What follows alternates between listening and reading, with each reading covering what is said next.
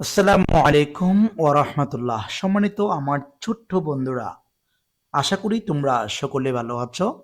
আজকে আমরা আলোচনা করব আমাদের ছোট্ট বন্ধু যারা চতুর্থ শ্রেণীতে পড়াশোনা করবে 2026 সালে তাদের ইংরেজি বই থেকে বা ইংরেজি বইয়ের প্রথম অধ্যায় থেকে আজকে আমরা 10টি বাক্য করেক্ট ফর্ম অফ ভার্বস নিয়ে আলোচনা করব। ক্লাসটি আমাদের ছোট্ট বন্ধুদের জন্য অনেক কঠিন বিষয় হয়ে দাঁড়িয়েছে, যার কারণে আমি নিয়ম না পড়ে সরাসরি আমরা প্র্যাকটিস করব, সাথে নিয়মগুলো আমি বলে দিচ্ছি। তোমরা আমার ক্লাসগুলো শুনে একটু কি করবা, লিখে রাখবা। আমি আশা করব আমার ক্লাসগুলো ইউটিউবেও থাকবে বা আমার ফেসবুক পেজেও আমি আপলোড করব ইনশাল্লাহ। তো আপনাদের কথা দিচ্ছি, আমি যে ক্লাসগুলো করছি সেগুলো ক্লাসে করবে এবং নোট করে রাখবা। আচ্ছা, তো আজকে আমরা আলোচনা করব 2 নাম্বার ক্লাস নিয়ে। আপনারা 2 নাম্বার ক্লাস যদি ভালো করে বুঝতে চান শেষ অবধি পর্যন্ত ভিডিওটি না টেনে দেখবেন। আচ্ছা, তো আমরা কি 10টি বাক্য আলোচনা করছি। 10টি বাক্যের প্রথম যে বাক্যটা আমরা দেখতে পাচ্ছি সেটি হচ্ছে আই লাইক টু। ঠিক আছে, মানে এখানে একটা বাক্য আছে, প্রথম বাক্যটা আই লাইক টু। একটা জিনিস মনে রাখবেন, সেটা কি, যে যদি কখনো কোনো একটা শূন্যস্থান থাকে, শূন্যস্থানের পূর্বে যদি আপনার প্রিপোজিশন টু থাকে, সেই ক্ষেত্রে আপনি এরপরে যে ভার্বটি বসাবেন সেটি অবশ্যই বি ওয়ান করবেন, অর্থাৎ ভার্বের প্রেজেন্ট ফর্ম করবেন। তার মানে আমার আপনাকে এখানে একটা কি করছে, ফ্লে একটা শব্দ দিয়েছে, এই ফ্লে শব্দটা এই জায়গাতে বসাতে হবে। সেক্ষেত্রে আপনি কি করবেন, এই ফ্লে যেভাবে আছে আপনি সেভাবে বসাবেন, অর্থাৎ I like to play with my best friend. এরপর আমরা 2 নম্বর বাক্য দেখব। 2 নম্বর বাক্য দেখতে পাচ্ছি বা বি নম্বর বাক্যের সাবজেক্টটা হচ্ছে আই। তারপর আপনাকে কি করতে হবে, এখানে একটা শূন্যস্থান দেওয়া আছে, এই শূন্যস্থান আপনাকে টু বি ভার্ব থেকে কোন একটি শব্দ বসাতে হবে। আচ্ছা বলুন তো, আই যেহেতু সাবজেক্ট হিসাবে আছে, সেক্ষেত্রে আপনারা সর্বদা এই যে আইয়ের পরে সর্বদা টু বি ভার্ব থেকে প্রেজেন্ট টেন্সে বসাবেন এম। তার মানে আই এম শুভ। আর যদি পাস্ট টেন্সে নিতে চান সেক্ষেত্রে আই এর জন্য সর্বদা আপনারা ওয়াজ ব্যবহার করবেন। তার মানে আই এম শুভ অথবা আই ওয়াজ শুভ। এরপর আমরা সি নাম্বার দেখব। সি নাম্বারের সাবজেক্টটি আছে আই, এরপর আমরা শূন্যস্থান আছে, এই শূন্যস্থান আমরা বি বসাবো। ঠিক একটু আগে আপনাদেরকে জিনিসটা বুঝিয়েছি বা আমি বলেছি, যেহেতু বি ভার্ব আছে সেক্ষেত্রে আমরা আই এর সাথে প্রেজেন্ট টেন্সে বসাবো এম, পাস্ট টেন্সে বসাবো আমরা ওয়াস। সেম কথা, ঠিক আছে। আর এর সাথে টু বি ভার্ব থেকে সর্বদা এই দুইটি শব্দ বসবে, অন্য কোনো শব্দ বসতে পারবে না। এরপর আমরা ডি নাম্বারে যাব। ডি নাম্বারে দেখতে পাচ্ছি একই কথা, আমি আবার রিপিট করছি। যেমন এখানে দেখো সাবজেক্টের পর লাইক আছে, লাইকের পর প্রিপোজিশন টু আছে, টু এর পর একটা শূন্যস্থান আছে। একটা জিনিস মনে রাখবা, যদি কখনো কোনো একটা শূন্যস্থান তুমি খুঁজে পাও, তার পূর্বে যদি টু পাও, প্রিপোজিশন টু, সেক্ষেত্রে এখানে যে শব্দটা থাকবে ওই শব্দটা বি ওয়ান করবা। বি ওয়ান মানে কি, আমি কয়েকবার বলেছি, আমরা জানি কি বি ওয়ান মানে হচ্ছে ভার্বের সিম্পল ফর্ম বা প্রেজেন্ট ফর্ম, বি টু মানে ভার্বের পাস্ট ফর্ম, আর একটা হচ্ছে বি থ্রি মানে হচ্ছে ভার্বের পাস্ট পার্টিসিপাল ফর্ম। অর্থাৎ এখানে যে শব্দ আছে এই শব্দটা আমি যদি বি ওয়ান করি তখন আছে মনে করো মেক, এটা যখন বি টুতে নিয়ে যাব তখন হয়ে যাবে মেট, আমরা যখন বি থ্রিতে নিয়ে যাব ঠিক তদ্রুপ মেট হবে। তার মানে মেক এটা হচ্ছে বি ওয়ান, এটা হচ্ছে বি টু, এটা হচ্ছে বি থ্রি। এখন অনেকের হয়তো প্রশ্ন থাকতে পারে, স্যার এখানে মেক বি টু এবং বি থ্রি দুইটাইতে একরকম, সেক্ষেত্রে আমরা কোনটা বি টু আর কোনটা বি থ্রি করবো? সেটা সিম্পল কথা হচ্ছে, যদি কখনো কোনো সময় সাবজেক্টের পর যদি হ্যাভ থাকে অথবা হ্যাজ থাকে অথবা হেড থাকে, এরপর যদি আপনি এই শব্দটা পান মেড, তখন এই শব্দটা হচ্ছে ভি থ্রি। ঠিক আছে, এটা হচ্ছে ভি থ্রি। আর যে সাবজেক্টের পর এই ওয়ার্ডগুলো না থাকে, যেমন এখানে হ্যাভ হ্যাজ হ্যাড, এগুলো যদি না থাকে সরাসরি মেড আসে, এটা হবে ভি টু। আশা করি আমি বুঝতে পেরেছি। আচ্ছা, এরপর আমরা এই নাম্বার দেখবো। এই নাম্বারে দেখতে পাচ্ছি ইউ ওয়ান্টেড টু, এই যে বললাম টু আছে, এরপর আপনি যেটা ভার্ব আছে সেটি বি ওয়ান করবেন, অন্য কোনো কথা নাই, আমরা বি ওয়ানে করে দেব, তার মানে গো হবে। অর্থাৎ you want to go to school with your best friend, তুমি তোমার বন্ধুর সাথে স্কুলে যেতে চাও বা চাচ্ছ। এরপর আমরা দেখব যে এখানে এফ নাম্বারে এখানে একটা সাবজেক্টের আমরা একটা ওয়ার্ড দেখতে পাচ্ছি এভরিওয়ান, ঠিক আছে। এখানে কতগুলো ওয়ার্ড আছে, ওয়ার্ডগুলো কি কি জানেন? যেমন এখানে লিখতে আছে এভরিওয়ান, এভরিবডি, ঠিক আছে, এভরিবডি।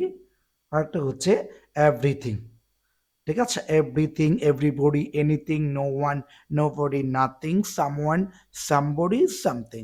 আমি ওয়ার্ডগুলো বলছি না, যে আমি রাইট ফ্রম ভার্বস থেকে কিছু রোলসের ক্লাস অলরেডি আমার ইউটিউব চ্যানেলে আছে, আর কতগুলো ক্লাস আমরা পরবর্তী আপলোড করবো ইনশাল্লাহ, রেকর্ড করা আছে, সময় করে আপলোড করে দেব।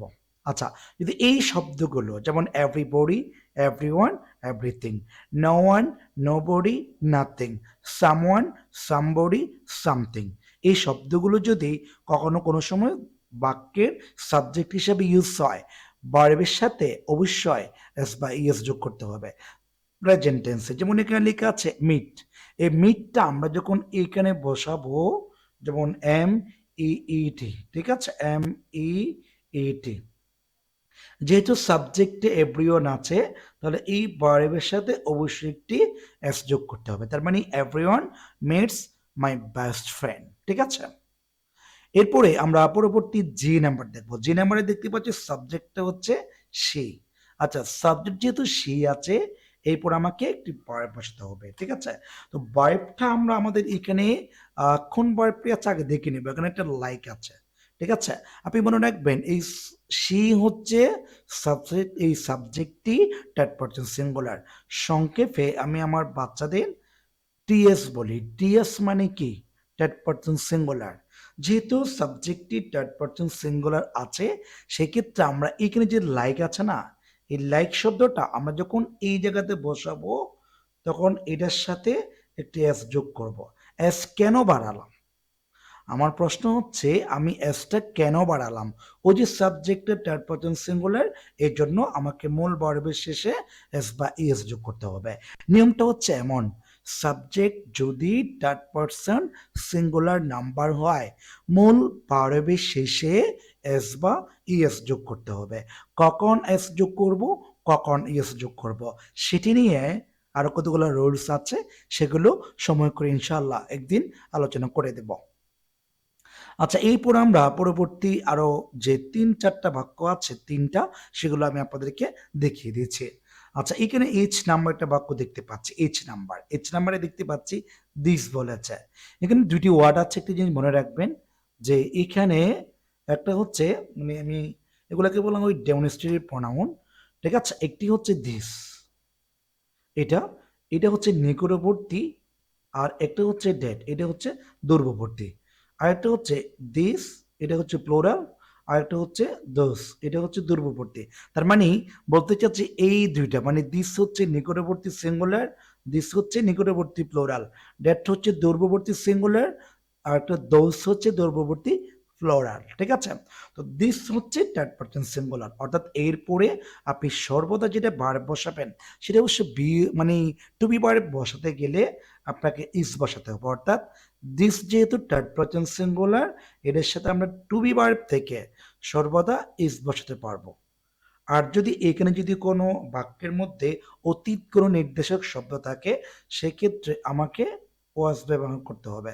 তার মানে দিস ইজ, দিস ওয়াজ, মানে ইসটাই হচ্ছে আমাদের কারেক্ট আনসার। ওয়াজ বসাবেন কখন? যখন এই বাক্যের মধ্যে একটা অতীত নির্দেশক শব্দ থাকে। অতীত নির্দেশক শব্দ কি? সেটা হচ্ছে যেমন ইয়েস্টারডে, ঠিক আছে, যেমন ইয়েস্টারডে, যেমন আরেকটা হচ্ছে এগো, হ্যাঁ, আরেকটা হচ্ছে লং এগো, এই যে লং এগো, যেমন এই শব্দগুলো, এগুলোকে আমরা বলি অতীত নির্দেশক শব্দ। এই শব্দগুলো যদি থাকে, সেক্ষেত্রে আপনাকে ওয়াজ বসাতে হবে। আর যদি এই শব্দগুলো না থাকে, আপনি ইস বসাতে পারবেন। ওকে, তাহলে আমরা এবার পরবর্তী যে আরেকটি বাক্য আছে, আর দুইটি বাক্য আছে, এটা দেখা দিচ্ছে। এখানে বলেছে আই হোপ, এই যে টু আছে। আচ্ছা, বললেন তো আমি এর আগেও বলছি, টু থাকলে এরপরে বি কি হবে? এই যে যেটা আছে বি ওয়ান, এই বি ওয়ানেই আমরা বসাই দেব। তার মানে এই যে এম ই টি। আবার অনেকের হয়তো প্রশ্ন থাকতে পারে যে কোনটা B1 কোনটা B2 আমি কেমনে বুঝবো বা কিভাবে বুঝবো আমরা। সেক্ষেত্রে আপনি কি মনে রাখবেন, বাংলাদেশের যে কোনো একটা গ্রামার বই থেকে আপনি এই টপিক্সটা খুলবেন, কনজুগেশনস অফ ভার্ব, ঠিক আছে? এই যে কনজুগেশনস অফ ভার্বস টপিক আছে, এটা খুলবেন। এটা খুলে আপনি দেখবেন এখানে অনেকগুলো ভার্ব আছে, এটাকে আবার দুই ভাগে ভাগ করেছে। একটি হচ্ছে স্ট্রং ভার্ব, ঠিক আছে? একটি হচ্ছে স্ট্রং ভার্ব, স্ট্রং ভার্ব, আর একটা হচ্ছে উইক ভার্ব, ঠিক আছে? Week verb. এই যে একটি হচ্ছে স্ট্রং ভার্ব আর একটি হচ্ছে উইক ভার্ব। আপনারা এই উইক ভার্বগুলো একটু ভালো করে পড়ে নেবেন, দেখবেন যে আপনার ক্লিয়ার হয়ে গেছে কোনটি B1 কোনটা B2 আপনারা সহজেই চিনতে পারবেন। এরপর আমরা সর্বশেষ যে জয় নাম্বার বাক্য আছে, জয় নাম্বার বাক্যটা দেখব। এখানে ইংরেজিতে কতগুলো ওয়ার্ড আছে, যে ওয়ার্ডগুলোর পরে সর্বদা ভার্বের সাথে আইএনজি হয়। যেমন এখানে শব্দ দেখতে পাচ্ছি আমরা এনজয়। এই এনজয় শব্দ বাংলা অর্থ হচ্ছে উপভোগ করা। আর এই এনজয় শব্দের পরে যদি আমরা আরেকটা শব্দ বসাই বা আরেকটি ভার্ব বসাই, ওই ভার্বটার সাথে অবশ্যই আইএনজি যোগ করতে হবে। তার মানে এই যে প্লেইং, তার মানে কি হচ্ছে, I enjoy playing tennis on the weekdays, ঠিক আছে? তো আজকে আমরা দ্বিতীয় নম্বর ক্লাসে আপনাদের প্রায় 10টি বাক্য লাইন বা লাইন বুঝিয়ে পড়ালাম। আমি আশা করব আপনারা এই ক্লাসগুলো দেখে উপকৃত হবেন এবং ভালো করে বুঝতে পারবেন। আর যদি কারো কোনো প্রবলেম হয় সেক্ষেত্রে আমার ক্লাসের কমেন্টসে জানাবেন। অনুরোধ, আমি অবশ্যই আপনাদের প্রশ্নের উত্তর দেওয়ার চেষ্টা করবো ইনশাআল্লাহ। তো এই বলে আজকে ক্লাস থেকে বিদায় নিচ্ছি। সবাই ভালো থাকবেন, সুস্থ থাকবেন। আসসালামু আলাইকুম ও রহমতুল্লাহ।